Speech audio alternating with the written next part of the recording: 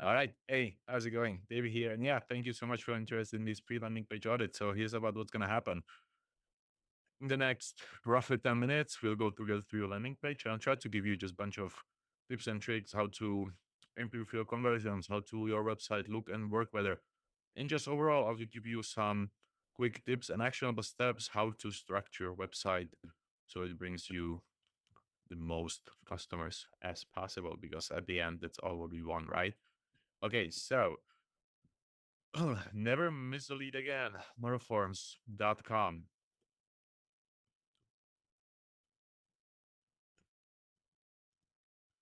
All right, so simple landing page. Oops, what did I do? Oh, I clicked on Y. Okay, interesting. Why contact from service outlet? Okay, so overall, this is a common problem I've noticed with these audits. I've done over, I would say it's over 60 of these so far. And when you think about it, you have like overall you have roughly 3 to 5 seconds to make let me, I cannot, yeah, there we go.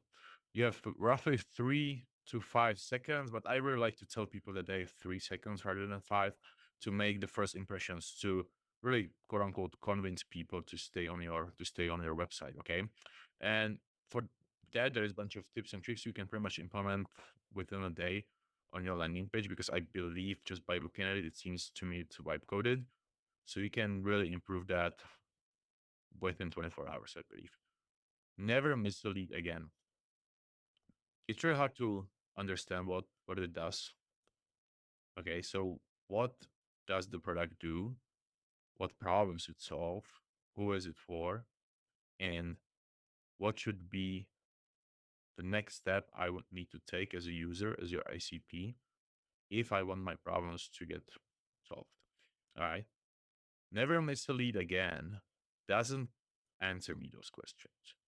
All of those questions, they need to be somehow implemented in your hero section. Okay. Um, Forms delivers every submission through Outlook or Gmail, which tries automatically on failure and alerts you the moment something goes wrong. I believe this is something you should consider adding into your hero section or into your title. Sorry, you don't want to be that long, okay? But you need to grab, because I believe this whole part summarizes the core features of the product and talks about what is truly important. So you should make the biggest claim right here. So if you think this should be the big claim, all right, big claim that talks about both solutions and problems. Okay, so you need to ask yourself, what is the problem my ICP has? Okay, my my ICP has, and what what what are the actions, or what is the solution that they want to see? Okay, and that should be part of your title. Okay, then you should show the product right here. Okay, so you can really just grab this, put it way below, and have like a big intro of the product right here, or you can just left align everything and put it right there. Okay, if you do that, or let me put it this way, you don't want people to scroll much. Okay, you want people to really stay on your hero section. Hero section is the first thing they see after they visit the website, and you just want them to immediately understand the product. They You want them to know about the solutions you offer. Okay, and then you want them to see the product in action. You can achieve that either by showing this image, or what also you can do, you can have like a little demo video, okay, of either you walking through the product or just recording yourself, walking through the product without any audio or video or you or your face. I mean, right? So yeah, like overall, people are really, really lazy. So you want to have everything in the hero section, and then you can support the rest. Overall, um, if you just look at it, you don't have any graphics. Like it's really hard to tell if this is a service or an actual product. Like, where do you actually say at first glance, without me really diving deep into it, that this is a product? Okay, so it's really hard to tell. Like you have some illustrations right here, but this can really mean anything, to be honest with you. So what you need to do is to make a lot of illustrations, just support the ideas, okay? Like try to really think of it. If this is true, if this is white coded, what I said earlier, you should be able to really work with Claude or whatever. That is powered by LND Media and Design freelance. I'm not sure if it actually if was done by you or by someone else, or this is your agency or whatever. But add more graphics. Add more graphics. With graphics, you'll pretty much, if you think about it, you have text section, but if you support also that text section with graphics, you have more content to show actually. So like if you add, graphic here, people can not only read the text but also go through the graphics. And graphics are really helpful. It just helps them to understand the idea quickly. Okay, then just bunch of other things not that relevant though. But because I believe the product is good. Okay, the product is good. You have how it works, which is really important. Okay, but again, like how it works. Okay, so these should be ideally with some text. So what I want to see is that I click on this changes. I click on this changes. I click on this, that changes. Uh, Visuals, they help you with telling the story. Okay, and this is what truly matters. Honestly, with these like early stage products, because no one knows about you. Let's be honest, you don't have that probably that many users. And if you do, by the way, if you have already some paying users, you need to have some benefits, or sorry, not benefits, social proof.